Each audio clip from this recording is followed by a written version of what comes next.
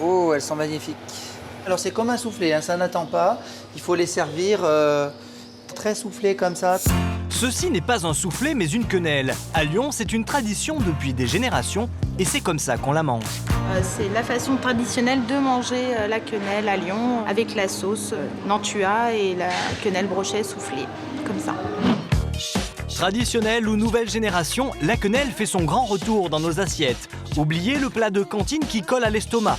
De toutes les couleurs et de tous les goûts, la quenelle se démène pour reconquérir le palais des Français. Bienvenue au paradis des amateurs de quenelle, l'usine de Bourg-en-Bresse. Une quenelle sur 6 mangée en France sort d'ici. Patrick adore ça, c'est normal, il est le directeur des lieux. Ici, elle est vraiment excellente en sortie de cuisson. Et pour Patrick, le secret du succès de ces quenelles, c'est ça. Alors voilà l'ingrédient de base qui va constituer la quenelle. Donc de la semoule de blé dur. De la semoule de blé dur mélangée à des œufs et du lait frais. C'est ce qu'on appelle la panade, une espèce de pâte à choux. Et d'ailleurs, à l'origine, la quenelle, c'est pas un ingrédient qu'on trouvait chez les bouchers ou chez les charcutiers. C'est un ingrédient qu'on trouvait chez les pâtissiers. La base de la quenelle, c'est du gâteau. Et pour la préparer, de la farine, des œufs. On peut compter sur Christiane. Cette passionnée de cuisine ne jure que par la quenelle au poulet, une recette de famille.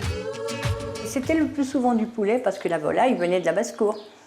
Et aujourd'hui, c'est à sa fille, Anne-Claire, que Christiane a décidé de transmettre le flambeau de la quenelle. Alors tu es prête? Ah ben elle sait pas les faire, mais elle sait les manger, il n'y a pas de problème. Donc il est quand même temps qu'elle apprenne à les faire pour que moi j'aille les manger chez elle. C'est donc parti pour un cours particulier de quenelle. Première étape, ma puce. D'abord, on va faire la panade. Tu sais, c'est une sorte de pâte à choux.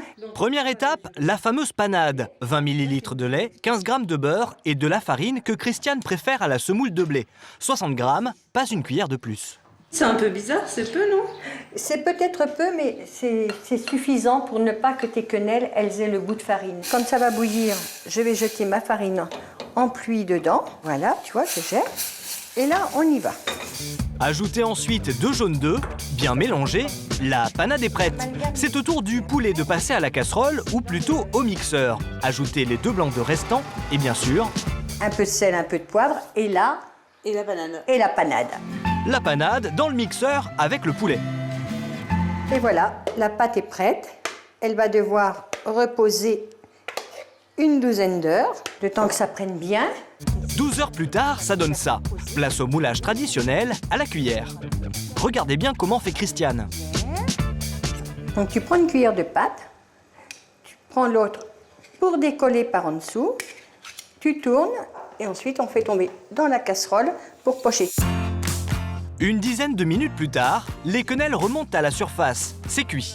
Et nappé d'une généreuse sauce à la crème et aux champignons, c'est encore meilleur. Famille et amis ne se font pas prier pour déguster. Non, d'habitude, il n'aime pas ça, mais là, visiblement, ça lui plaît. Il faut reconnaître elles sont délicieuses, mais en plus très fermes. La tradition, c'est bon. Mais si vous pensiez avoir fait le tour de la quenelle, regardez un peu celle-ci. Retour à l'usine de Bourg-en-Bresse, à l'atelier création. Là, je vais à la pêche à la quenelle, puisque les quenelles sont refroidies. Vous ne rêvez pas, ces gros coquillages sont en fait des quenelles un peu spéciales. Ce sont des quenelles de brochet à l'encre de sèche. Hein. C'est ce qui donne cette couleur très noire, très foncée. Michel est un peu le styliste de la quenelle. 120 recettes à son actif, dont Une quenelle verte au basilic, une quenelle de volaille au mori de 80 grammes et une quenelle de morue au piment d'Espelette. et la fameuse encre de sèche. Allez Michel, donnez-nous la recette. Non, alors là c'est top secret, c'est confidentiel. Par contre, je peux vous aider à réussir avec quelques trucs, une bonne recette de quenelle. Nous voilà rassurés. Suivons Michel aux Halles de Lyon. Cet après-midi, le chef des quenelles va tenter de séduire les badauds avec ses dernières recettes. Simple, mais super originale. Démonstration. Alors on peut même la faire en apéritif, en tapas. C'est très simple. Prenez une tranche de quenelle nature et... Un petit carré de mozzarella, une petite tomate et je pique. Une recette déclinable à l'infini. 2 minutes au four et on peut passer à la suite, encore plus surprenante. Alors on peut même se permettre de faire des sushis avec les quenelles, et notamment la quenelle noire. Donc c'est pas très compliqué, il suffit de la faire pocher 3 à 4 minutes. Coupez dans le sens de la longueur et ajoutez saumon ou dorade. La quenelle, qu'elle soit à l'encre de sèche, nature ou au brochet, aime le poisson cru. Venez goûter mes quenelles. Les gourmands ne se font pas attendre. Que vont-ils penser de ces drôles de quenelles? Ça change en fait, c'est moderne. Excellent. Les sushis comme les tapas de quenelle cartonnent. On a vidé le plat. Voilà, et ben c'est très bien.